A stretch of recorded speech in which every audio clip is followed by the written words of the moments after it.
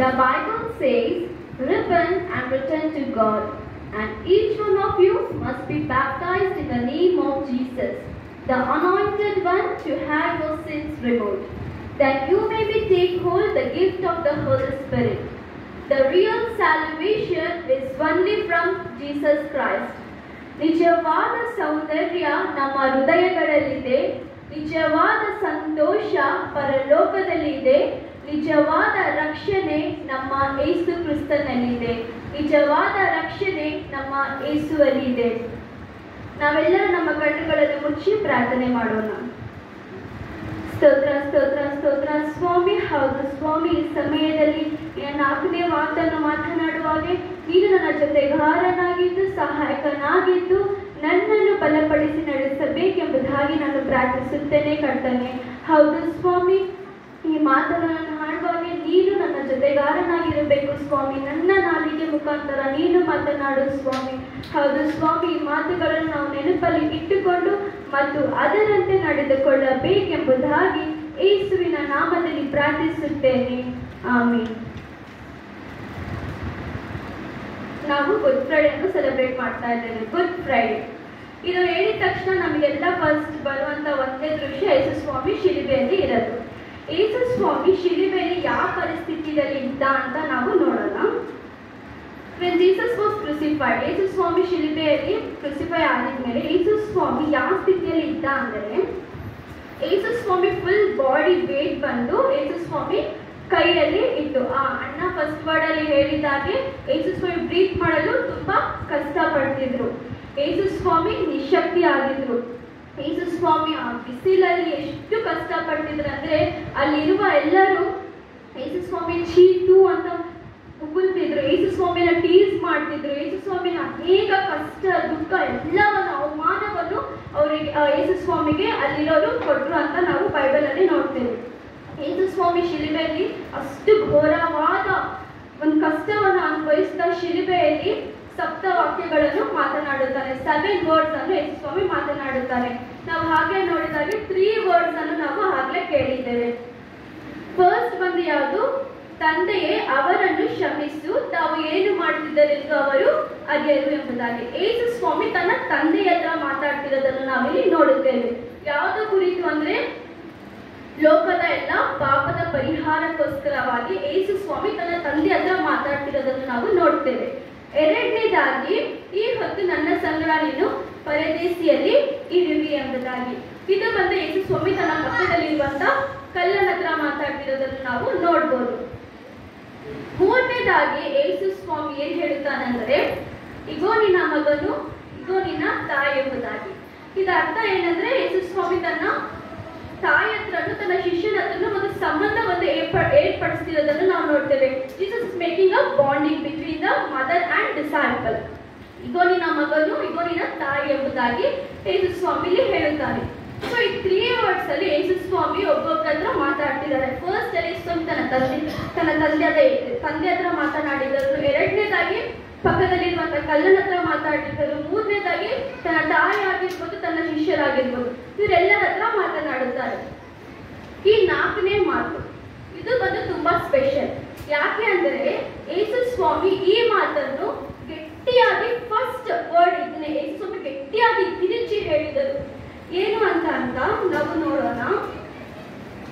Matthew chapter 27 verse 45 and 46. Matthew chapter 27 verse 45 and 46. ಹಾಗೆ mark chapter 15 verse 33. ಇದೆರಡರಲ್ಲಿ 2 ಸುವಾರ್ತೆದಲ್ಲೂ ನಾವು same words ಅನ್ನು ನಾವು ನೋಡ್ಬೋದು. ಇಂಗ್ಲಿಷ್ ಅಲ್ಲಿ ಆಗಲಿ ಕನ್ನಡದಲ್ಲಾಗಲಿ ಸೇಮ್ ವರ್ಡ್ಸ್ ಅನ್ನು ನಾವು ನೋಡ್ಬೋದು ಮ್ಯಾಥ್ಯೂ ಮತ್ತು ಮಾರ್ಕಿನ ಸುವಾರ್ತೆದಲ್ಲಿ. ಮ್ಯಾಥ್ಯೂ ಚಾಪ್ಟರ್ 27 verse 45-46 ವರ್ಡ್ಸ್ ಅನ್ನು ನೋಡೋಣ. 45 verse. At the noon, the whole country was covered with darkness, which lasted for 3 hours.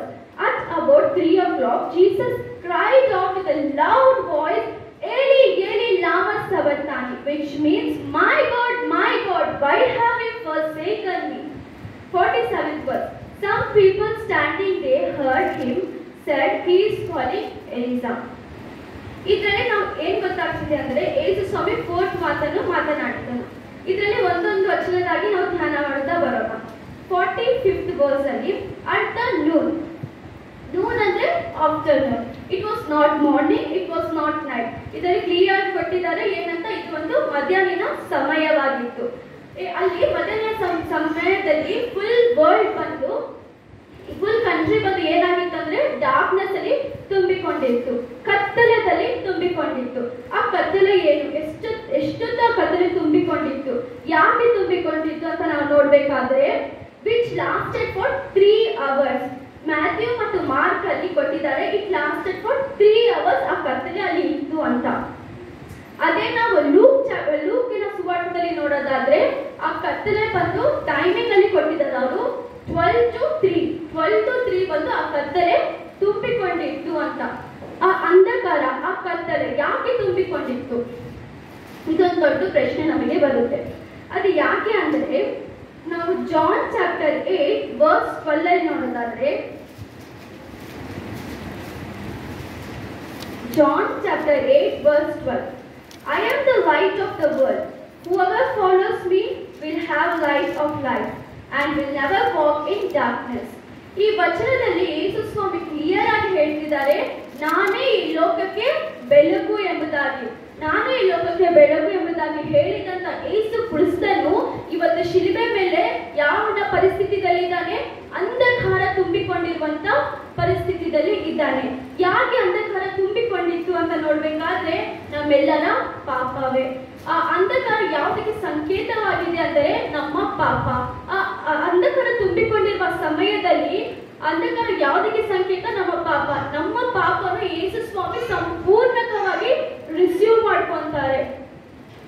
Jesus receives all our sins through that darkness. ಆ darkness, ಅಂಧಕಾರವನ್ನು receive ಮಾಡ್ಕೊಳ್ತಾನೆ. ಆ ಅಂಧಕಾರ ಏನು ಅಂದ್ರೆ ನಾವು ಮಾಡಿರುವಂತ ಎಲ್ಲ ಪಾಪಗಳು. ಯೇಸು ಸ್ವಾಮಿ ಅಂಧಕಾರವನ್ನು ರಿಸೀವ್ ಮಾಡಿದ್ಮೇಲೆ ಪಾಪಿಯಾಗಿ ಮಾರ್ಪಡ್ತಾನೆ. Jesus becomes a sinner. 2 Corinthians chapter 5 verse 21. 2 Corinthians chapter 5 verse 21. Jesus was without sin, but for our sin, in order to make him share our sin, in order that with him we might share the righteous God. Jesus was without sin. Yesu ಸ್ವಾಮಿ ಒಂದು ತಪ್ಪು ಮಾಡಿಲ್ಲ. ಯೇಸು ಸ್ವಾಮಿ ನಮ್ಮ ಹಾಗೆ ಒಂದು ಮನುಷ್ಯನಾಗೆ ಈ ಲೋಕದಲ್ಲಿ ಜೀವಿಸಿದ್ರೂ ಸಹ ಒಂದು ತಪ್ಪು, ಎಷ್ಟು ಶೋಧನೆಗಳು ಬಂದ್ರೂ ಸಹ ದೇವರ ವಾಕ್ಯದಿಂದ ಜಯಿಸಿದನು. ಬದಲಾಗಿ ಒಂದು ತಪ್ಪು ಯೇಸು ಕ್ರಿಸ್ತನು ಮಾಡಲಿಲ್ಲ. ಆ ಯೇಸು ಕ್ರಿಸ್ತನು ಇವತ್ತು ಪಾಪಿಯಾಗಿ ಮಾರ್ಪಡ್ತಾನೆ. ಯಾಕೆ ಅಂದ್ರೆ ಆ ಕತ್ತಲೆ ಯೇಸು ಸ್ವಾಮಿಯನ್ನು ಆವರಿಸಿಕೊಂಡಿತ್ತು. ಆ ಕತ್ತಲೆ ಏನಾಗಿತ್ತು, ನಮ್ಮೆಲ್ಲರ ಪಾಪವಾಗಿತ್ತು. ನಮ್ಮೆಲ್ಲರ ಪಾಪವನ್ನು ಯೇಸು ಸ್ವಾಮಿ ತಾನೇ ರಿಸೀವ್ ಮಾಡ್ಕೊಂತಾನೆ. ಅದನ್ನ 1 Peter chapter 2 verse 24 ಅಲ್ಲಿ ಕ್ಲಿಯರ್ ಆಗಿ ನೋಡ್ಬೋದು. Christ himself carried our sin. Christ himself, ಯೇಸು ಸ್ವಾಮಿ ತಾನೇ ನಮ್ಮ ಪಾಪಗಳನ್ನು ತಗೊಂತಾನೆ, ರಿಸೀವ್ ಮಾಡ್ಕೊಂತಾನೆ. So the darkness was the sin. Yesu Swami ಆ ಕತ್ತಲೆಯನ್ನು ತಗೊಂತಾನೆ, ರಿಸೀವ್ ಮಾಡ್ಕೊಂತಾನೆ. ಸೊ ಯೇಸು ಸ್ವಾಮಿ ನಮಗೆ ಇಲ್ಲಿ ಆ ಸಿನ್ಸ್ ಇಂದ ಹೊರಪಡಿಸ್ತಾನೆ. ನಾವು ನೆಕ್ಸ್ಟ್ ನೋಡೋದಾದ್ರೆ 46 verse, Matthew chapter 27 verse 46 ಅಲ್ಲಿ ನೋಡೋದಾದ್ರೆ, at about 3 o'clock Jesus cried out with a loud shout, Eli Eli lama sabachthani, which means my God, why have you forsaken me? At about 3 o'clock, correct 3 ಗಂಟೆಗೆ ಯೇಸು ಸ್ವಾಮಿ ಇದನ್ನು ಜೋರಾಗಿ ಹಾಗೆ ಹೇಳಿದ್ದೆ. ಈ word ಸ್ವಲ್ಪ special, ಯಾಕಂದ್ರೆ ಫಸ್ಟ್ ವರ್ಡ್ ಇದೆ, ಯೇಸು ಸ್ವಾಮಿ ಜೋರಾಗಿ ಕಿರುಚುತ್ತಾನೆ. ಸೊ ಯೇಸು ಸ್ವಾಮಿ ಜೋರ ಗಟ್ಟಿಯಾದ ಶಬ್ದದಿಂದ ಈ ಮಾತನ್ನು ಹೇಳುತ್ತಾನೆ. ಏನಂತ ಹೇಳ್ತಾನಂದ್ರೆ, ನಾವು 7 ವರ್ಡ್ಸ್ ಅಲ್ಲಿ ನೋಡೋದಾದ್ರೆ ಯೇಸು ಸ್ವಾಮಿ ಒಂದೊಂದು ಮಾತನ್ನು ನಾವು ಬೈಬಲ್ ಅಲ್ಲಿ ನೋಡೋದಾದ್ರೆ ಇಂಗ್ಲಿಷ್ ಅಲ್ಲಿ ಬೈಬಲ್ ಅಂದ್ರೆ ಇಂಗ್ಲಿಷ್ ಅಲ್ಲಿ ಇದೆ, ಕನ್ನಡ ಬೈಬಲ್ ಅಲ್ಲಿ ಕನ್ನಡದಲ್ಲಿದೆ. ಆದ್ರೆ ಈ ಮಾತು ಮಾತ್ರ ಪರ್ಟಿಕ್ಯುಲರ್ ಆಗಿ ಒಂದು ಲ್ಯಾಂಗ್ವೇಜ್ ಅಲ್ಲಿ ಬರೆಯಲ್ಪಟ್ಟಿದೆ. ಸೊ ಇದನ್ನು ಓದಿದ ತಕ್ಷಣ ನಮಗೆ ಏನು ಅರ್ಥ ಆಗಲ್ಲ, ಏನ್ ಬರ್ದಿದೆ ಎಂಬುದಾಗಿ. ಅಲ್ಲಿರುವಂತ ಜನರಿಗೂ ಯೇಸು ಸ್ವಾಮಿ ಮಾತನ್ನು ಹೇಳಿದ ಮೇಲೆ ಅಲ್ಲಿನ ಜನರಿಗೆ ಕನ್ಫ್ಯೂಷನ್ ಸ್ಟಾರ್ಟ್ ಆಗುತ್ತೆ. ಏನು ಅಂತಂದ್ರೆ 47th verse ಅಲ್ಲಿ ನೋಡ್ಬೋದು. Some people standing there heard him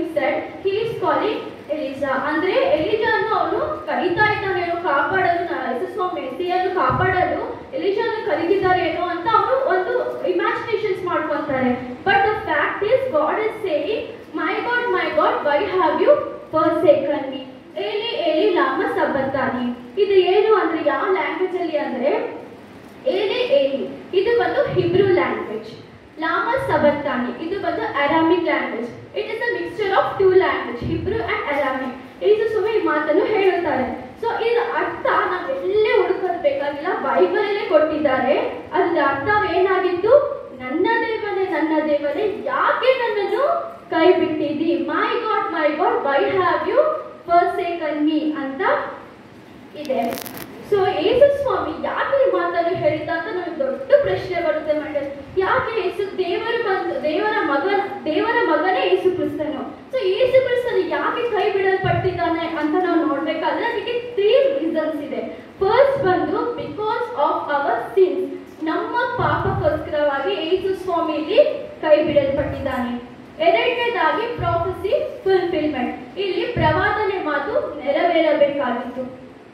ಮೂರನೇದಾಗಿ ಗಾಡ್ಸ್ ಪ್ಲಾನ್, ಇದು ಬಂದು ದೇವರ ಚಿತ್ತವಾಗಿದೆ. ಫಸ್ಟ್ ನಾವು ನೋಡೋದಾದ್ರೆ ನಮ್ಮ ಪಾಪಕ್ಕೋಸ್ಕರವಾಗಿ ಯೇಸು ಸ್ವಾಮಿ ಮಾತನ್ನು ಹೇಳಿದಾಗೆ, ನನ್ನ ದೇವರೇ ಯಾಕೆ ನನ್ನನ್ನು ಕೈ ಬಿಟ್ಟಿದ್ದಿ. ಇಲ್ಲಿ ತಂದೆಯಾದ ದೇವರು ಯೇಸು ಸ್ವಾಮಿಯನ್ನು ಕೈ ಬಿಟ್ಟನ ಅಂತ ನಮಗೆ ಒಂದು ಪ್ರಶ್ನೆ ಬರುತ್ತೆ. ಖಂಡಿತವಾಗಿ ತಂದೆಯಾದ ದೇವರು ಯೇಸು ಸ್ವಾಮಿಯನ್ನು ಈ ಸಮಯದಲ್ಲಿ ಕೈ ಬಿಟ್ಟಿದ್ದಾನೆ. ಯಾಕೆ ಅಂದ್ರೆ ನಮ್ಮ ಪಾಪ ಸಲುವಾಗಿ, ನಮ್ಮ ಪಾಪಗಳನ್ನು ಯೇಸು ಸ್ವಾಮಿ ಆ ಡಾರ್ಕ್ನೆಸ್ ಇಂದ ರಿಸೀವ್ ಮಾಡಿಕೊಂಡ್ರು. ಸೊ ರಿಸೀವ್ ಮಾಡಿದ ತಕ್ಷಣ ಯೇಸು ಸ್ವಾಮಿ ಪಾಪಿಯಾಗಿ ಮಾರ್ಪಟ್ರು. ಸೊ ಪಾಪಿಯನ್ನು ದೇವರು ಇಲ್ಲಿ ಕೈ ಬಿಟ್ಟಿದ್ದಾನೆ. ನಾವು ಫಸ್ಟ್ ವರ್ಡ್ ದಾನ ಮಾಡಿದಾಗ ಯೇಸು ಸ್ವಾಮಿ ಏನಂತ ಹೇಳ್ತಾನೆ?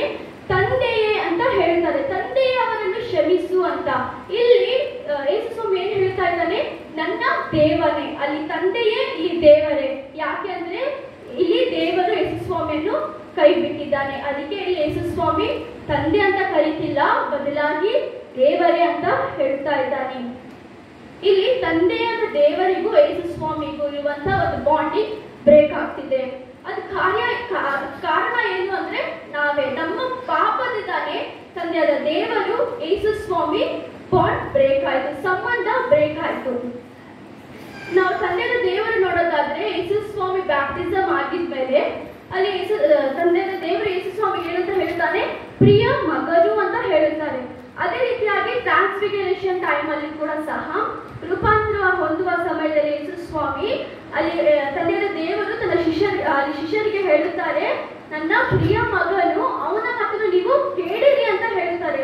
ಸೊ ಎರಡು ಕಡೆ ನನ್ನ ಪ್ರಿಯ ಮಗನು ಅಂತ ಹೇಳುವಂತ ತಂದೆಯಾದ ದೇವರು ಇಲ್ಲಿ ಯೇಸು ಸ್ವಾಮಿಗೆ ಕೈ ಬಿಡ್ತಾರೆ. ಯಾಕೆಂದ್ರೆ ನಮ್ಮ ಪಾಪ ಸಲುವಾಗಿ, ನಮ್ಮ ಪಾಪಗೆ ರಕ್ಷಣೆ ಸಿಗಲು ತಂದೆಯಾದ ದೇವರು ಯೇಸು ಸ್ವಾಮಿಗೆ ಕೈ ಬಿಡ್ತಾರೆ. ಯೇಸು ಸ್ವಾಮಿ ಕೈ ಬಿಟ್ಟ ಸ್ಥಿತಿಯಲ್ಲಿ ಇದ್ದಾನೆ. ಅದಕ್ಕೆಲ್ಲ ಕಾರಣ ನಮ್ಮ ಪಾಪವಾಗಿದೆ. ಟ್ರಿನಿಟಿ, ತಂದೆ, ಮಗ, ಪರಿಶುದ್ಧ ಆತ್ಮ, ತಂದೆ ಮಗದ ಬಾಂಡಿಂಗ್ ಬಂದು ಇಲ್ಲಿ ಬ್ರೇಕ್ ಆಗ್ತಿರೋದನ್ನು ನಾವು ನೋಡ್ತೇವೆ. So the first reason for this word, ನನ್ನ ದೇವರೇ ಯಾಕೆ ನನ್ನನ್ನು ಕೈ ಬಿಟ್ಟಿದೆ, ಇದಕ್ಕಿನ ರೀಸನ್ ಫಸ್ಟ್ ಬಂದು ನಮ್ಮ ಪಾಪವಾಗಿತ್ತು. ನಮ್ಮ ಪಾಪ ನಿಮ್ಮ ಪಾಪನೇ ಯೇಸು ಸ್ವಾಮಿಗೆ ಶಿಲುಬೆ ಮೇಲೆ ಏರಿಸಿದ್ದು ಎಂದು ನಾವು ಚೆನ್ನಾಗಿ ಗೊತ್ತಿರಬೇಕು. ಅದನ್ನು ನಾವು ನಂಬಿ ಮಾಡಿದ್ರೆ ಮಾತ್ರ ನಮಗೆ ರಕ್ಷಣೆ ಸಿಗಲು ಸಾಧ್ಯವಾಗಿದೆ. ಎರಡನೇದಾಗಿ ಯಾಕೆ ಯೇಸು ಸ್ವಾಮಿ ಈ ರೀತಿಯಾಗಿ ಹೇಳುತ್ತಾರೆ, ನನ್ನ ದೇವರೇ ಯಾಕೆ ನನ್ನನ್ನು ಕೈ ಬಿಟ್ಟಿದ್ದಿ ಅಂತ ಹೇಳುತ್ತಾನೆ ಅಂದ್ರೆ, ಬಿಕಾಸ್ ಆಫ್ ಪ್ರಾಫೆಸಿ ಫುಲ್ಫಿಲ್ಮೆಂಟ್, ಪ್ರವಾದನೆ ನೆರವೇರಬೇಕಾಗಿತ್ತು. ನಾವು ಯೇಸು ಸ್ವಾಮಿ ಜನಿಸಿದಿಂದ ಇದ್ದು ಯೇಸು ಸ್ವಾಮಿ ಪುನರುತ್ಥಾನ ಹೊಂದವರೆಗೆ ಎಲ್ಲಾ ವಿಷಯವನ್ನು ನೋಡಿದ್ರೆ ಒಂದೊಂದು ವಿಷಯದಲ್ಲೂ ಪ್ರವಾದನೆ ನೆರವೇರುತ್ತಾ ಬಂತು. ಯೇಸು ಸ್ವಾಮಿ ಲಾಸ್ಟ್ ವರ್ಡ್, ನನ್ನ ಆತ್ಮನು ನಿನ್ನ ಕೈಗೆ ಒಪ್ಪಿಸಿಕೊಡುತ್ತೇನೆ, ಅವಾಗವರೆಗೆ ಕೂಡ ಸಹ ಎಲ್ಲ ಪ್ರವಾದನೆ ನೆರವೇರಿಸಿ ದೇವರು ಈ ಲೋಕವನ್ನು ಜಯಿಸಿದನು ಅಂತ ನಾವು ನೋಡ್ಬೋದು. ಈ ಪ್ರವಾದನೆ ನನ್ನ ದೇವರೇ ಯಾಕೆ ನನ್ನನ್ನು ಕೈ ಬಿಟ್ಟಿದೆ, ಈ ಪ್ರವಾದನೆ ಎಲ್ಲಿ ಬರೆಯಲ್ಪಟ್ಟಿದೆ ಅಂದ್ರೆ ದಾವೀದನಿಗೆ ಬರೆದ ಕೀರ್ತನೆ Psalms chapter 22 verse 1. Psalms chapter 22 verse 1 same word ಕೊಟ್ಟಿದ್ದಾರೆ. ನನ್ನ ದೇವರೇ ಯಾಕೆ ನನ್ನನ್ನು ಕೈ ಬಿಟ್ಟಿದ್ದಿ, my God why you have forsaken me. ಇಲ್ಲಿ ಏನ್ ಕೊಟ್ಟಿದ್ದಾರೋ ಅದೇ ಮಾತು ಅಲ್ಲಿ ಕೊಟ್ಟಿದ್ದಾರೆ. ಫಸ್ಟೇ ಇದು ಪ್ರವಾದನೆ ಬರೆಯಲ್ಪಟ್ಟಿದೆ, ಆ ಪ್ರವಾದನೆ ಇಲ್ಲಿ ನೆರವೇರ್ತಿರೋದನ್ನು ನಾವು ಕ್ಲಿಯರ್ ಆಗಿ ನೋಡ್ಬೋದು. ಸೊ ಎಲ್ಲವನ್ನು ಪ್ರವಾದನೆ ಪ್ರಕಾರವಾಗಿ, ಪ್ರವಾದಿ ಬರೆದಿರುವಂತಹ ಪ್ರಕಾರವಾಗಿ ಎಲ್ಲವನ್ನು ನಡೀತಿರೋದನ್ನು ನಾವು ಕ್ಲೀನ್ ಆಗಿ ನೋಡ್ಬೋದು. ನಾವು ಕಷ್ಟಪಡಬೇಕಾಗಿತ್ತು, ಆದ್ರೆ ಯೇಸು ಸ್ವಾಮಿಯಲ್ಲಿ ಶಿಲ್ಬೆಯಲ್ಲಿ ಘೋರವಾದ ಕಷ್ಟವನ್ನು ನಮಗೋಸ್ಕರವಾಗಿ ಪಡ್ತಾ ಇದ್ದಾನೆ. ಮೂರನೇದಾಗಿ ಇಟ್ ವಾಸ್ ಗಾಡ್ಸ್ ಪ್ಲಾನ್. ಮೂರನೇದಾಗಿ ಯಾಕೆ ಯೇಸು ಸ್ವಾಮಿ ಈ ರೀತಿಯಾಗಿ ಹೇಳಿದಂದ್ರೆ ಇದು ಬಂದು ಎಲ್ಲವೂ ದೇವರ ಚಿತ್ತವಾಗಿತ್ತು. ಇಟ್ ವಾಸ್ ಗಾಡ್ಸ್ ಪ್ಲಾನ್, ದೇವರ ಒಂದು ಪ್ಲಾನ್ ಆಗಿತ್ತು. ಯೇಸು ಸ್ವಾಮಿ ಲೋಕಕ್ಕೆ ಬರಬೇಕು, ಇಷ್ಟು ಕಷ್ಟಗಳನ್ನು ಅನುಭವಿಸಬೇಕು, ಈ ರೀತಿಯಾಗಿ ಶಿಲ್ಪೆಯಲ್ಲಿ ಜಡೆಯಲ್ಪಡಬೇಕು, ಮೂರನೇ ದಿವಸದಲ್ಲಿ ಮೃತ್ಯುಂಜಯನಾಗಿ ಎದ್ದು ಬರಬೇಕು. ಅವಾಗೆ ನನ್ನ ಮಕ್ಕಳಿಗೆ ಜಾನ್ 3:16 ಹೇಳುತ್ತೆ. ಏನ್ ಹೇಳುತ್ತೆ ಜಾನ್ 3:16? ದೇವರ ಲೋಕದ ಮೇಲೆ ಎಷ್ಟೋ ಪ್ರೀತಿಯನ್ನು ಇಟ್ಟು, ಎಷ್ಟು ಅಂದ್ರೆ ದೇವರು ಅಷ್ಟು ಪ್ರೀತಿಯನ್ನು ತನ್ನ ಒಬ್ಬನೇ ಮಗನನ್ನು ನಮಗೋಸ್ಕರವಾಗಿ ಕೊಟ್ಟಿದ್ದಾನೆ ಅಂದ್ರೆ ಎಷ್ಟು ಪ್ರೀತಿ ಇಟ್ಟಿರ್ಬೋದು. ಅಷ್ಟು ಪ್ರೀತಿಯನ್ನು ಇಟ್ಟು ಹೇಳಿ ಜಾನ್ 3:16 ದೇವರ ಲೋಕದ ಮೇಲೆ ಎಷ್ಟು ಪ್ರೀತಿಯನ್ನು ಇಟ್ಟು ತನ್ನ ಒಬ್ಬನೇ ಮಗನನ್ನು ಕೊಟ್ಟನು, ಆತನು ನಂಬುವ ಒಬ್ಬನಾದರೂ ನಾಶವಾಗದೆ. ನಾವು ಯೇಸು ಸ್ವಾಮಿಯನ್ನು ಸಂಪೂರ್ಣವಾಗಿ ನಂಬಿ ನಾನು ದೇವರ ಮಗಳು, ಯೇಸು ಸ್ವಾಮಿಯ ಮಗಳು ಎಂಬುದಾಗಿ ನಾವು ನಂಬಿದರೆ ದೇವರು ನಮ್ಮನ್ನು ಯಾವತ್ತೂ ಕೈ ಬಿಡೋದಿಲ್ಲ. ಇದು ಬಂದು ಎಲ್ಲವೂ ಗಾಡ್ಸ್ ಪ್ಲಾನ್ ಆಗಿತ್ತು. ಸೊ ಅದನ್ನ ನಾವೆಲ್ಲಿ ನೋಡ್ಬೋದಂದ್ರೆ Romans chapter 3 verse 26. Romans chapter 3 verse 26 ಅದನ್ನು ಓದ್ಬೋದಾ ಕನ್ನಡದಲ್ಲಿ? Romans chapter 3 verse 26. ದೇವರು ಹಿಂದಿನ ಕಾಲದ ಪಾಪಗಳನ್ನು ಖಂಡಿಸದೆ ಸಹಿಸಿಕೊಂಡಿರಲಾಗಿ ತನ್ನ ಪ್ರೀತಿಯನ್ನು ಈಗಿನ ಕಾಲದಲ್ಲಿ ಹೀಗೆ ತೋರಿಸಿ ತಾನು ಪ್ರೀತಿ ಸ್ವರೂಪನಾಗಿದ್ದು ಯೇಸುವಿನಲ್ಲಿ ನಂಬಿಕೆ ಇಡುವವರನ್ನು ನೀತಿವಂತರೆಂದು ವೇದಿಸುವವರಾಗಿ ಕಾಣಿಸಿಕೊಂಡಿದ್ದಾನೆ.